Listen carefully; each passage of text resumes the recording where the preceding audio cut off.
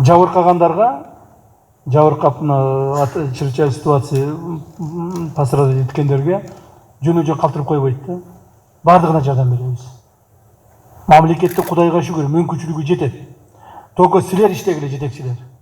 Мамлекетте мүмкүнчүлүгү жетет. Жардам бергенге дагы мамлекетте мүмкүнчүлүгү жетет. Бардык жумушту аткарганга. Бирок жергиликтүү бийлик органдарынын жетекчилери жакшы иштебегендиги көрүнүп атат акыркы маалдарда.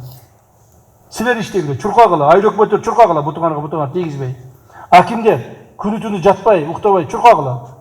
Элдин акыбалынан кабар алгыла. Эл менен иштегиле. Сөзсүз түрдө эле бир министр келип, же сөзсүз түрдө эле өкмөттүн башчысы келип, же президентибиз кайрылып айтпаш керек. Силер ошон үчүн отурасыңар. Эгерде силерге ошол иш жакпаса, эгерде ошол ишти иштей албасаңар, колуңардан келбесе, ордуңарды бошотуп коюп жылып кеткиле. Башкадан келип иштейт. Тырышып отурбагыла, жылып кеткиле спокойно. Мурдагыдай жок уже. Мурдагыдай коррупция болбойт на местах. Мамлекеттик органдарда. Мурдагыдай жанагыдай кумовство деген жок.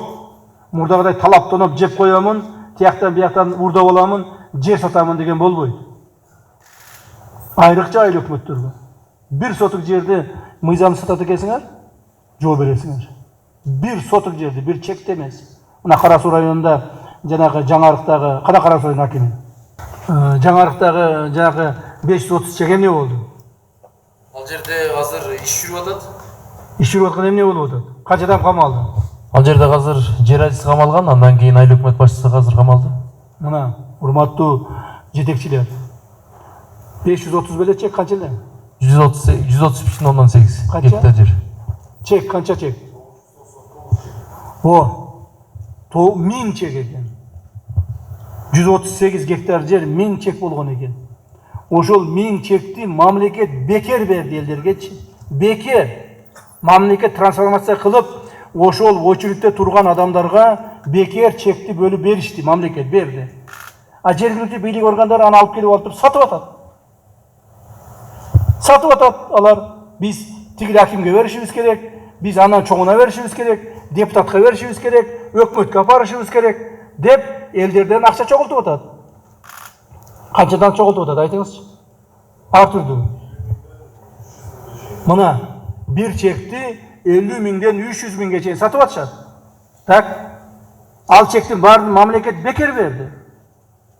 Мамлекет бекер трансформация кылып берди. Ошол очередте турган, кезекте турган, үйү жок, кыйналган адамдарга бергиле деп берип атат. А силер эмне кылып атасыңар? А силер алып келип сатып атасыңар. Ким жаман? Мамлекет жетекчилери жаман. А сатып аткан адам жаман эмес. Айыл өкмөт жаман эмес.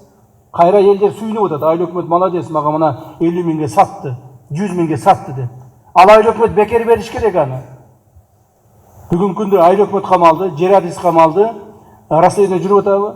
Доведите до конца. У меня есть информация, что эти деньги, собранные средства, там где-то около 300-350 тысяч долларов, дошли до Жогорку Кеңеши. Есть такая информация? Туурабы? До конца проведите. Если аким бир сом алган болсо, акимди барып камагыла. Бир сом алган болсо, надо будет сегодня посадить.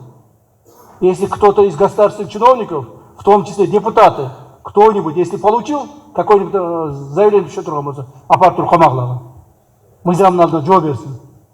Эмне үчүн айтып бизди силер уят кыласыңар элдин алдында? Элибизге жакшыраак болсун, элибизге көбүрөөк болсун, элибиз бир мындай кичине бир жыргал жашасын деп аракет кылган сайын жергиликтүү бийлик органдары аган каршы иштейсиңер. Даже керек болсо аким ошону контролдо болгон үчүн жооп бериш керек. Уктуңузбу? Даже контролдо болгон үчүн жооп бериш керек. Если даже ничего не взял. А если взял, тогда надо срочно его надо за решетку закрыть надо. В соответствии с нашим законодательством.